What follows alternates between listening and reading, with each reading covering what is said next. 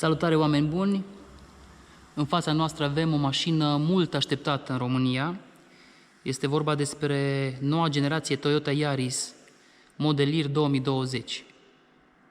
Modelul de față este un nivel de echipare Eco, este prima variantă de echipare pentru România.